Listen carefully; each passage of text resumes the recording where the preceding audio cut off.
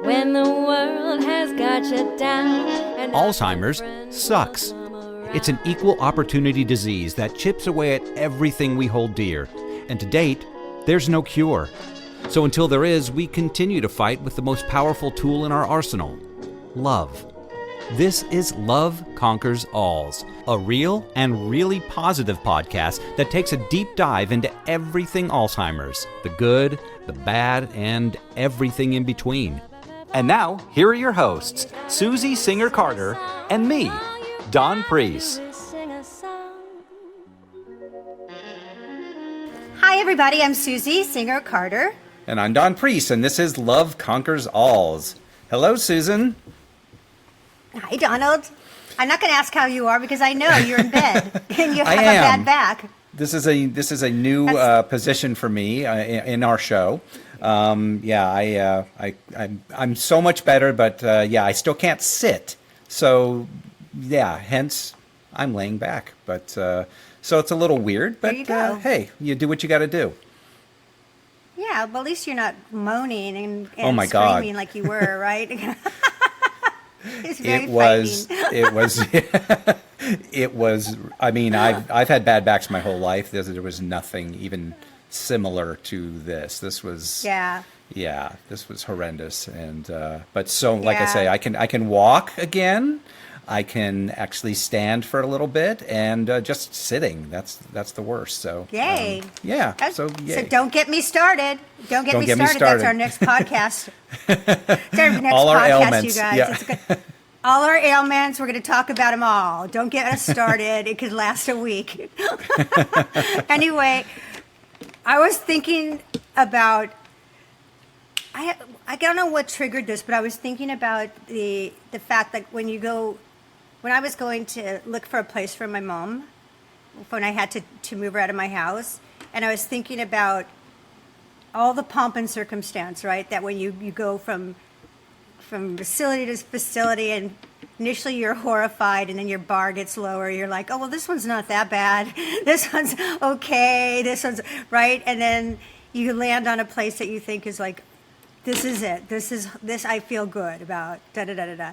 And then starts the intake, and you're filling out all this stuff and all the paperwork, and I remember specifically filling out kind of an info sheet on my mom, right? Like about does she like music? Does she like movies? What kind of food does she like? What's her background? Where does she come? All these kinds of things, which I thought, oh, that's nice. Like they're actually asking me about mom, and they're going to actually, use this information. And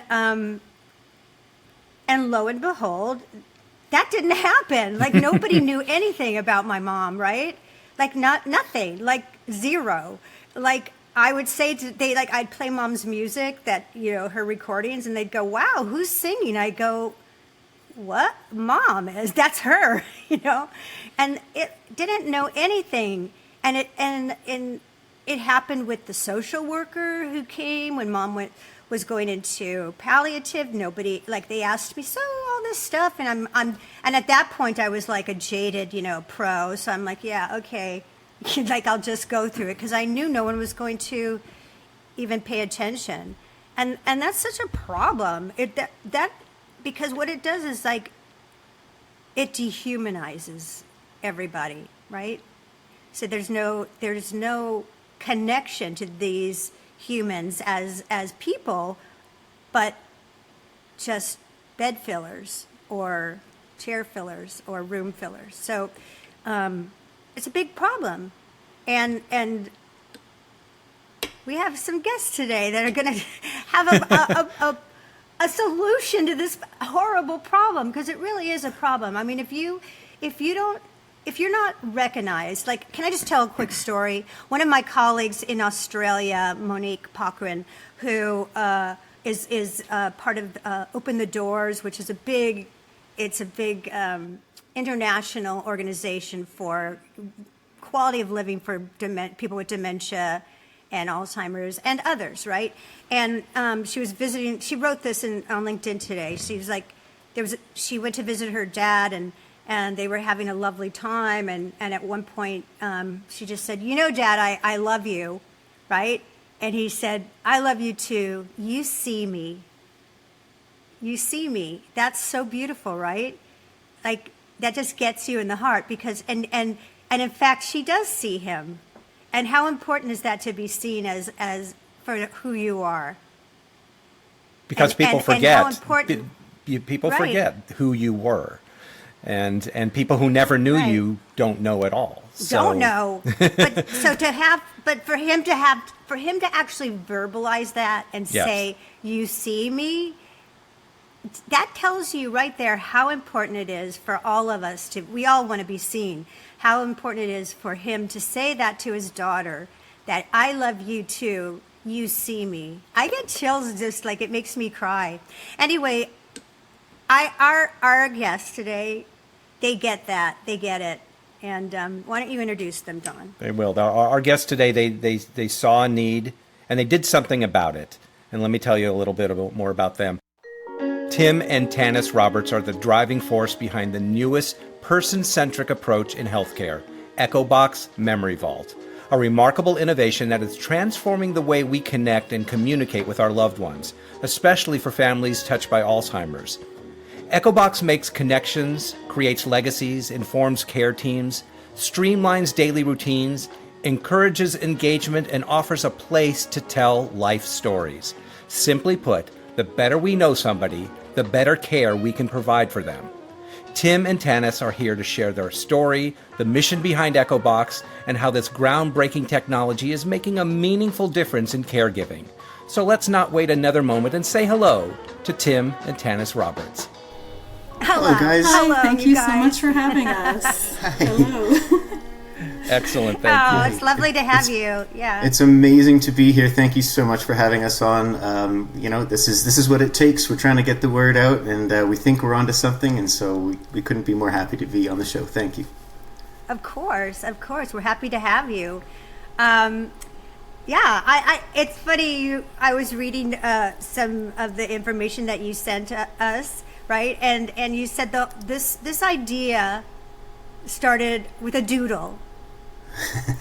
Right? Yeah, it certainly did. Yeah, I love that. That's because for me as a filmmaker, like I just want to see you doodling it, right? And see what that doodle looked like. But there's something behind the doodle, or either you knew it or not. That doodle was motivated by something that either you recognized or you already knew. So why don't you tell us? I'm interested in how this came about. I think all good changes come about from personal experience. Right. Well, I guess it goes back to 2016, believe it or not. I saw a video about a gentleman who lost his wife and used the sound of her voice on the answering machine as a source of comfort to just get him up and going during the day when he was feeling sad or sentimental, And unfortunately, his service provider had to upgrade their system, which meant he lost that recording. And so the video I saw actually showed the team finding the recording and giving it back to him. And it was such a powerful, emotional sort of moment that it kind of got us sitting back thinking, what options do seniors possibly really have right now that aren't riddled with problems of their own, whether it's privacy concerns or just familiarity with technology. And so we kind of thought, there might be a need for a technology for families initially that could capture, grandpa and grandma's favorite fishing holes and recipes and childhood stories, things that just are fleeting, but just once they're gone, they're gone. And our pilot model just kind of took off on us. We launched in 2020, and we got some local news that went national here in Canada, and then it went international. The BBC did a kind of cover story, or not a cover story, I guess a follow-up story on Stan Beaton and how he had inspired some technology. And so we kind of thought we knew what we were doing, and we thought, the rose-colored glasses were on. But what was really interesting was that the global response just was overwhelmingly, obviously coming from caregiving, specifically dementia care, Alzheimer's care, palliative care, special needs children, music therapy, speech therapy. We couldn't even. It was so distracting at first. We thought, well, that's nice that it can help in these realms, but we didn't really see the evolution that was before us and what would happen in the next 4 years that brought us to where we're at now. So I think that was kind of our inspiration story, was just that basic sort of those feelings that you were mentioning there, just the the loving sense of connection when you understand, someone recognizes that they're being seen, or a little job that's something fleeting, and at the moment it might not seem all that meaningful, but boy, these little packets and treasures sure carry a lot of emotion, and they do us a lot of good in the long run. Absolutely. They're so powerful, right? I mean, I remember making a book for my mom. I didn't know anything about Alzheimer's, and when she moved in with me for a year, I did like an Apple, my Mac, you could make a book with pictures. And so I did the story of Lovey, that was her nickname. And I started from babyhood all the way to present at that time, so that she could look at it, and remember all those, the long-term memories, like her grandparents and all that, which was it was great, but by the way, it got worn and torn. It got, from overuse, because it was about 8 years before. She passed in 2 years ago, but it was like 8 years before that. So it's also difficult once they're not living with you to get other people to take the time to really know the person that they're working with. And so how does the EchoBox help the caregivers?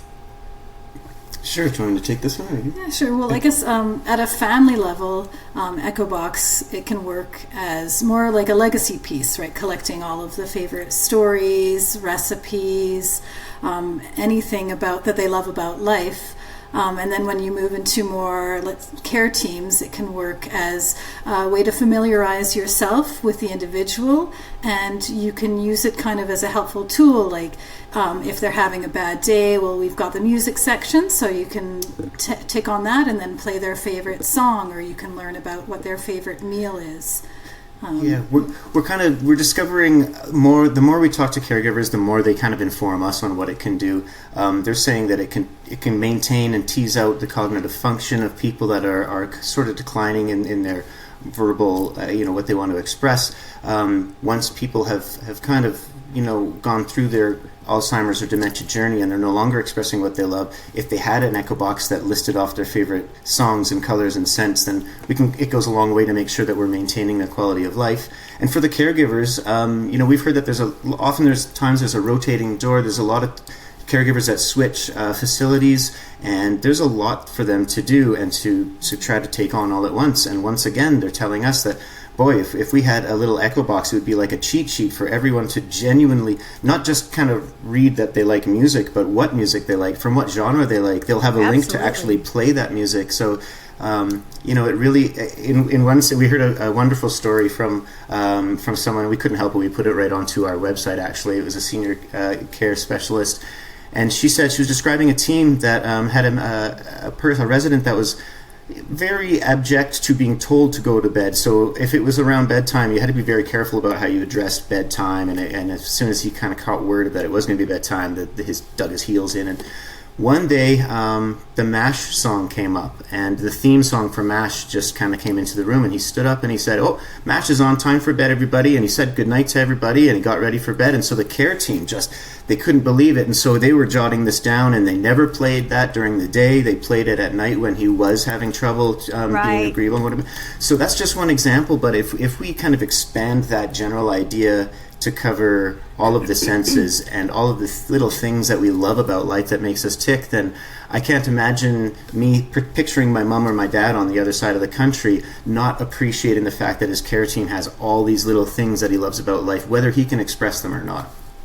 That's beautiful. It makes, when you were talking, it made me think about, when we go and when you watch a doctor go onto the computer screen and looking at your records, right? And it should be in the records.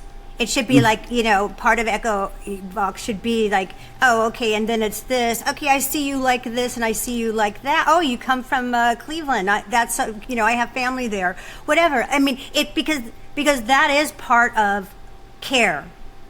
It's not just medical, right? So it is that part of a whole person. A more important part of care, if one could say, in that medical is to keep you living, but you're not, if there's no life, Alive. what are we living for if we don't have those things we can enjoy and share? Absolutely. We've been told that we are, and it raises the hair on my arms, but people tell us that, you're going to fill the gap. This is a person-centric approach to care. You're going to elevate quality of life, and you're going to enrich lives. And, we thought we were just kind of creating a digital legacy. A digital legacy, like a a photo album with words and a recording or two. Right. We didn't realize this application could be used as a tool, not like you're saying in the medical sense, but in all of these person-centric ways that really make us tick. We're just really surprised and fortunate, I think, that there's room for a technology to... We've been told that there's a gap big enough in the market that there's a market in the gap, and we're just the first ones in. And so we're kind of, we're kind of... That's nice, but we're coming from a place where we didn't see this coming. We don't have a healthcare background. We aren't business tycoons by any sense, and we are not tech savvy. We're not tech savvy. So we're in the deep end 3 times over. But it's just the virtue of the idea itself keeps us just hanging on to the coattails, and so here we are. Yeah. So where does the technology sit? Where does it, meaning that you're at a facility, you're 3,000 miles away, your father's at a facility. Is it something physical? Is it on a phone? Is it on a tablet? And how do you get if the facility doesn't have that tablet? What do you do? How does it work technically? Right. Well, one of the great things we discovered is that there's technologies out there kind of like us, not doing the exact same thing, but you have to buy their devices, you have to buy their tablets, their screens, all of their their gadgets. Proprietary. And we thought, we just snuck in the back door and we made an application. You can find us online. You go straight to echobox.ca. You can read all about us, and then there's you can join for free, so you can check us out before you make any decisions. If you think EchoBox is the right choice for your caregiving situation, whether you're at home telling your own story, taking care of a loved one, or whether you run a small business or a CEO of a large corporation, you can choose an adequate subscription for your caregiving environment, and then just go from there. It's a simple process of filling out some caregivers in your account. They get invited automatically by email, and then you can just start going to work and capture stories for the people that are in your care. Yeah, and the caregivers will have that on their phone or their tablets as they go around. Right. Okay, so the facility would have to have somebody there with a phone or a tablet to share that with the individual. With the individual, yeah. Yeah, the great idea is whoever likes EchoBox as a service would sign us up, and then the people that get invited through those emails would now have a chance to join the application side, and so all of their devices would have that information. Right. So if I was speaking with Stanley in the morning and I entered something about how he loves 50s cowboy movies, Tannis that came in that night opened up an EchoBox. She would see that entry in her system, so the network just goes... Right. It's private, it's within house, but at the same time, it's shared between everybody. Right. I think you should pitch it. Okay, I'm just saying you should pitch it too as part of the program of every facility. Like that should be mandatory. That everybody, their medical records and their historical records need to be part of their records in whole. Why not? Because they ask you, like I said in the opening, they ask you this information, but nobody looks at it because it's on a piece of paper or on a PDF somewhere hidden away. Nobody's going to look at it. It should be commingled into your chart. Absolutely. And these needs assessment forms and these intake forms, we've just been told they mean well, but they go into a filing cabinet and they never see the light of day again. Yeah. I'm proof. I'm telling you, I'm proof. And I'm an advocate. Can imagine with someone who doesn't have an advocate, and for the voiceless people that don't have a voice, and I mean literally don't have a voice, because my mom got to the point where she couldn't articulate verbally. She could articulate other ways, like we do when we lose certain abilities, we compensate, but no one was looking. Again, Right. The concept of being seen, and of course they don't have the time That's a whole nother story. Hello, No Country for Old People. That's why I'm doing the documentary. But that in the meantime, make it easy on the caregivers that are there. That's easy. That's easy. And it helps them to say, oh, this woman doesn't speak English. Oh, no wonder she's not responding to me. Right? I mean, I think it's a great diffuser. I mean, what a crime it is that some of these people just end up being called like the scratcher or the biter, because what they have left to them is to just defend themselves and try to defend their comfort. And it's the only way they can communicate, right, Tim? I mean, that's their way of communication. I mean, there's a great one of our heroes, Al Power, who speaks all the time all over the world on Alzheimer's. He's a geriatrologist rather, and he's brilliant. And he says, when people lose their articulation, they are still communicating to you, but no one's really taking heed, right? So then it's like, ow, that hurts. You would say that hurts. Someone else that can't, so they push, they bite, they do whatever they can to make it stop. That's right, absolutely. And of course, as a caregiver, that must be frustrating. And so it's just from both ends, it's just like a negative feedback loop. Whereas, right. And this isn't something that we meant to do. Just people have told us that we stumbled into having kind of lightning in a bottle here. But if we can somehow kind of tease out the better halves of both of those sides of things and create a winning solution for everybody, I think that's kind of the win-win that families are looking for in senior care, is just to know that my loved one is in good hands, and and they're not overburdening that caring team that's trying to provide the best for them. So We'll be right back. I'm Peter, owner of Peter is Fan Photography, and I want to talk to you about something important: preserving memories. Time moves quickly, and before we know it, those we love may no longer be with us.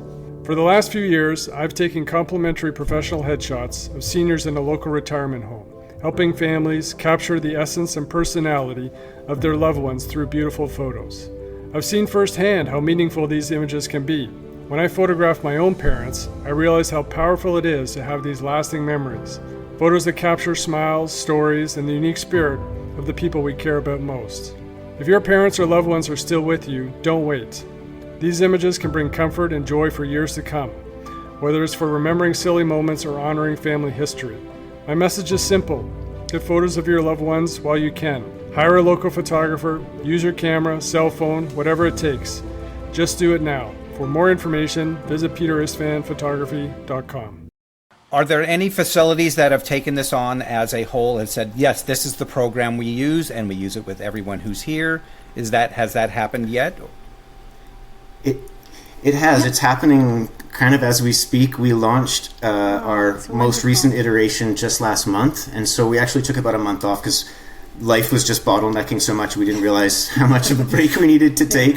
But the lucky thing was, over the last few years, we've just been talking with so many people. We've made so many affiliations and partnerships that once we were available, there were testing teams in Texas and Ontario and Florida and California that helped us get it to the point where we weren't so nervous about pushing it out as a launch. Once we did launch, we had some teams, some hospices that took us on. Hospice in the Pines with Demetrius Harrell down in Lufkin, Texas. Thank you very much.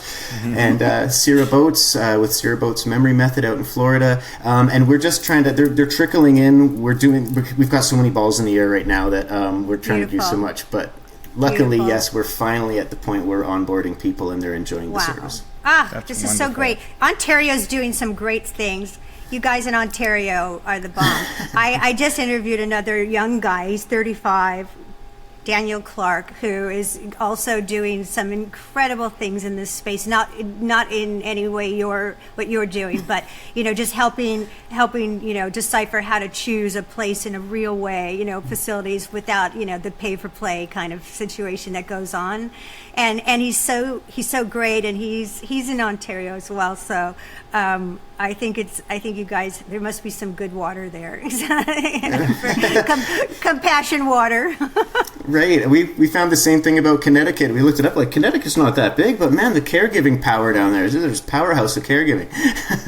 There is good people there. I agree with you. There's more of a family feel. Yeah, we have a good friend who runs a film festival, couple of them there. Right, Don? Am I thinking of? Who are we speaking of? Oh no, I'm thinking of Cleveland. You're Never talking about mind, Cleveland. I'm thinking of Cleveland. Yeah, but they both start with They a C. also have so good people. They And do. there's It's the good same. people It's everywhere. practically the same thing. It's practically the same place. It very much is, yeah. So when you the process as far as you go to the platform that you're on, and then it's just people they're filling in information, uploading videos, music, anything that they feel is how does that process work? Sure. Well, once you've got your account set up and you're kind of ready to capture some stories, the subscriptions are based on per story. So depending on how many stories you want to capture, each story can be titled. It can have 1,000 words. So even if I'm just describing, my favorite coffee cup that I picked up in Switzerland on, some train adventure or something, I can take a picture of it, tell a big story about where I picked it up from. I could put some links if I knew where the actual potter came from, maybe. I could add a couple pictures, a video recording, and an audio recording. So even though that was just a souvenir that I picked up haphazardly on some trip in Europe, that one little story can really be rounded out. And when we get to something more meaningful, like your favorite 5 songs, your favorite smells, or your favorite recipes, all of a sudden we really start digging into the memories and what really kind of makes someone enjoy the little things about life. And so, we basically capture whatever device you're working on. You can capture the title, the plot, or the body of work, the links, 2 recordings, audio, video, and then 3 pictures. So we're hoping that as people expand their accounts and work on all these stories, it's just kind of like this grapevine of treasures and comforts for people. That's so cool. I think it's like, I just instinctually, as my mom lost her ability to articulate, I kind of used those tools. So I would talk to her about things she knew. And there's in our documentary, it opens on me telling her the story of Norma, right? Because and just in a fun way, just like, this is my mom. She might have heard of her. She started singing opera at 9 years old, right? And so she would be like this, and because if I told her all these memories, but in a fun way, that it would what was the tease out the cognitive, right? Like as you said, and it does work. It really does. It really does, because I want to say that, 3 months into her not articulating at all, at one point I was doing my dog and pony show. Dawn was in the room, and out of nowhere my mom just leaned forward and went, "I love you," like that, and just articulated it perfectly. And that was a gift that she gave me, because that's the last thing that she ever said out loud.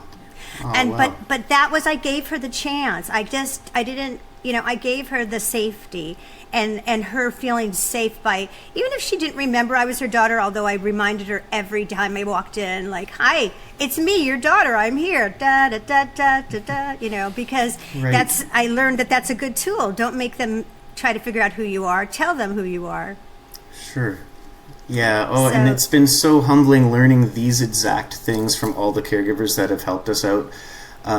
Like we said, we would not be here if it wasn't for the time that caregivers offered us, and the advice and the experiences like you just described there. We're kind of like babes in the woods, and we didn't think we'd be here. So to have people help us put it into focus makes a lot. It means a lot to us. It's incredible, because you really didn't have any experience as caregivers yet, right? Not yet. No, very it's limited. It's just interesting that you came in, and did you? Did you have experience as app creators, or do you have you're not techies at all?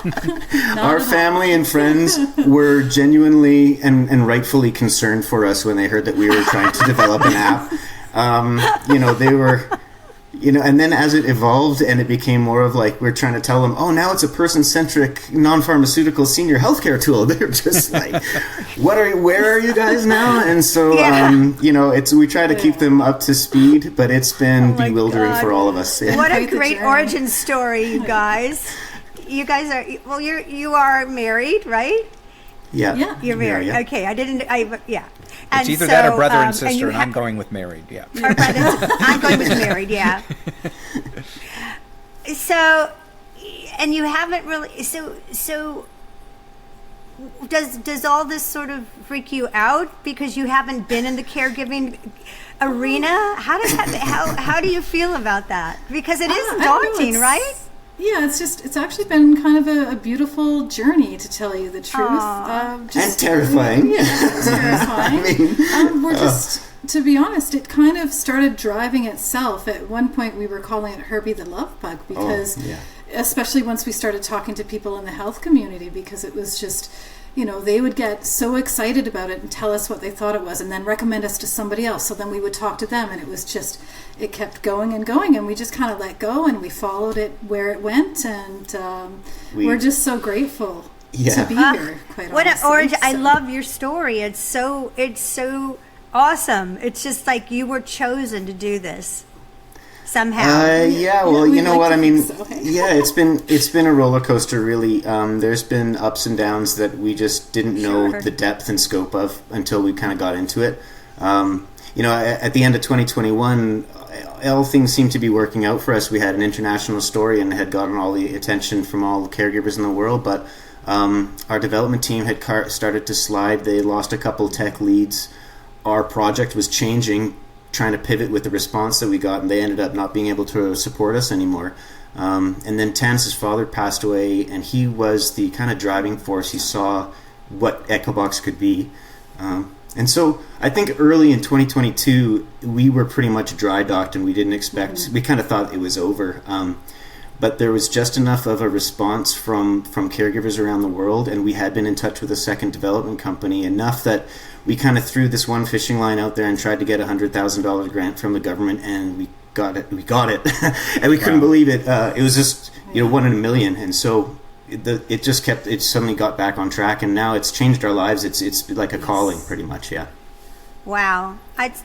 It's amazing. I just am so, I love it because it's very inspiring on so many levels, that you clearly are awesome humans. You have heart. You have like amazing hearts.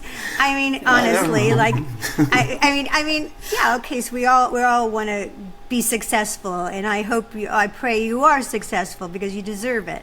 So that comes, that you should be have remuneration for that. But you wouldn't be doing this, I don't think. I don't see you as greedy, awful people that are trying to take advantage of people that are vulnerable. I feel like you're genuine human beings, and I appreciate that. Thank you. I think our fault is, and we've been told this by our development team, that we're hopelessly non-money driven, and it bites us in the butt all the time. Yeah.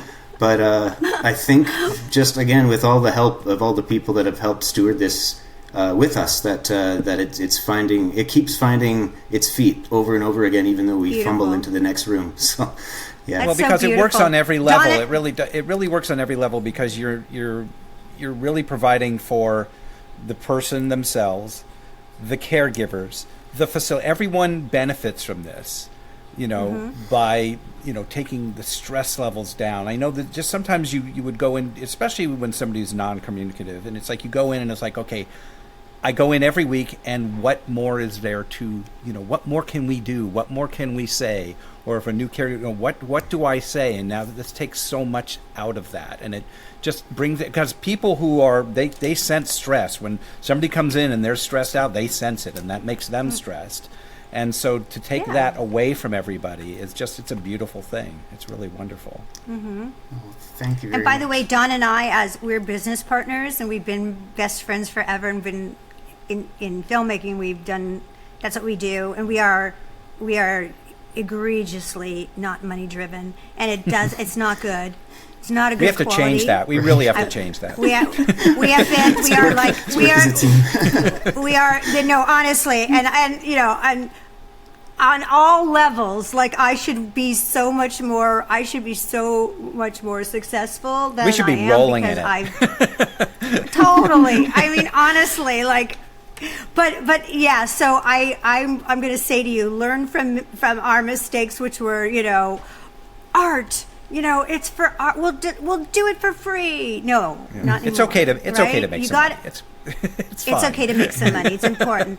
But what if we left out that you would love to have everyone know about what you're doing, how they can help, whether they can support, or words of wisdom? I mean, I think you're so inspirational and aspirational, and that you took an idea that can be difficult. I mean, we do that with every project we start, right? So I say I'm going to do a documentary about the nursing home industry, and then it's like, okay, what did I get myself into? We're talking 2 years later, and I'm working 24/7 on it, right? And it's a lot of work and stress and everything else. But that's every project. So, how do you? What drives you? What words of wisdom can you give somebody that says, I have an amazing idea, I know what's needed, and I want to do it, but I don't know how? Wow. Keep with it. Yeah, we were in Florida, and Joshua Gervais, that was with Sierra Boats, asked us, what has this journey taught you? What have you learned from this? And somehow I just said, without even thinking about it, how to take a punch, because you can only go so far. I mean, you get some good news, and then it seems like you get stonewalled, and you just have to kind of keep the faith and keep a good track of what your idea is and what you're trying to do. Don't be afraid to ask for help. I think that's one of our worst things is that don't say no. Yeah, don't say no to anything. Throw spaghetti at wall. Throw Italian markets at walls to see what sticks, not just spaghetti. I mean, that's just worked for us. I mean, we've been the beneficiary of thousands of helping hands. So I mean, I don't know how to answer that question truthfully, just from without being in a position. No, you did. You just did. From that, Yeah. But yeah. You just answered it. No, that makes it takes 1,000 villages. It doesn't take one village. It takes 1,000 villages for something super important to get done, right? And Absolutely. especially when you're just, you're learning how to run as you go, right? You're just doing it, and you're going with your instinct, and everything that's driving you, whatever it is, and so you have to believe in your initial idea and what you thought, why you even started it, right? I mean, it doesn't mean that you can't be collaborative and learn from other people, but you have to, there's a certain amount of trust you have to have in yourself and in what you're capable of doing. And I don't think there's two other people to lead this project better than you two because of who you are. I don't know you that well, but just I have good instincts on people, and you are so super cool and so super heart driven, and can't imagine anyone not cheerleading for you. Well, thank you. That means a lot, and yeah, I guess we're just hoping that this kind of resonates with some members of your audience, and the word spreads, and that it finds a purpose among them, and the dominoes keep falling. If anyone's out there wanting to get a hold of us, we don't bite.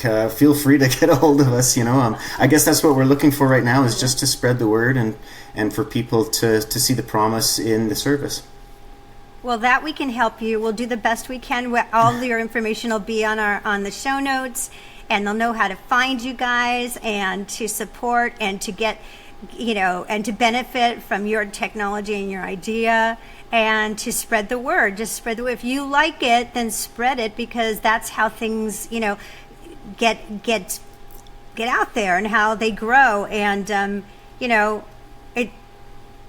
these are the things that are important. These are the important things that we need to put our attention on and really help lift you guys, put some wind under your sails. So, because I know you're tired, I get it. Do we look tired? No, you don't look tired. It's showing. No. We are. It's true. No.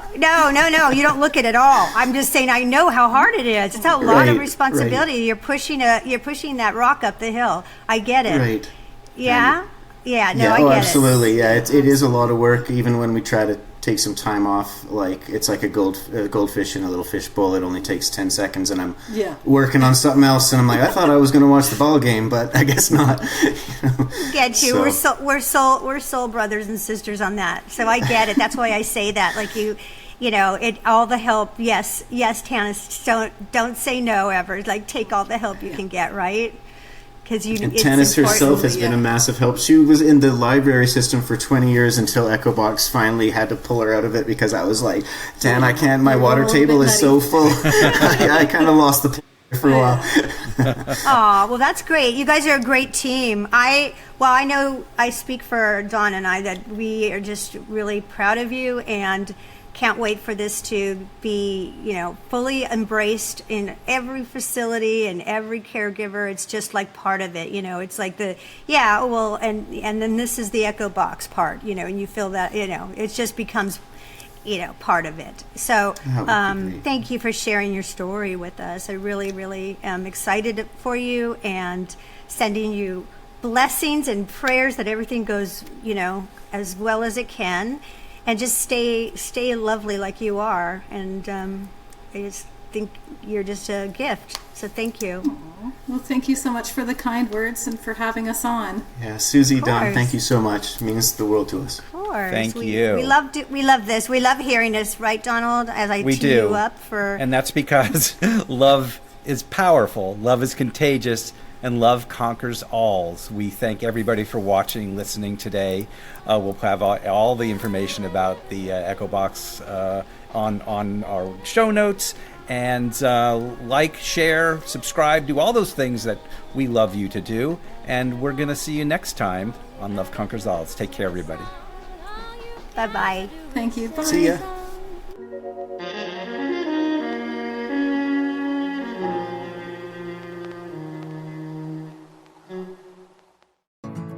I'm Angela Fairhurst, founder of Jerry Gadgets, a revolutionary solution for dementia care. Inspired by my personal journey caring for my mother with dementia, I developed patented sensory tools that engage loved ones, reduce anxiety, and create joyful moments without medication, providing much-needed relief for caregivers. Jerry Gadgets currently come in 3 silicone buckets with activities like flower arranging, shape sorting, and tactile fidgets, with more in development. Each Jerry Gadget is designed to stimulate the senses, fostering connection and communication, even at advanced stages of cognitive decline. Non-toxic, built to last, and dishwasher safe, Jerry Gadgets transform caregiving by promoting engagement, improving quality of life, and offering caregivers a respite from constant supervision. Discover how our innovative products can bring joy and meaningful interaction to your loved ones with dementia while easing the caregiver's burden. Visit jerrygadgets.com to learn more and start making every moment count. For a limited time, you can get 20% off your next order of Jerry Gadgets by going to www.ssww.com, Jerry Gadgets for Dementia.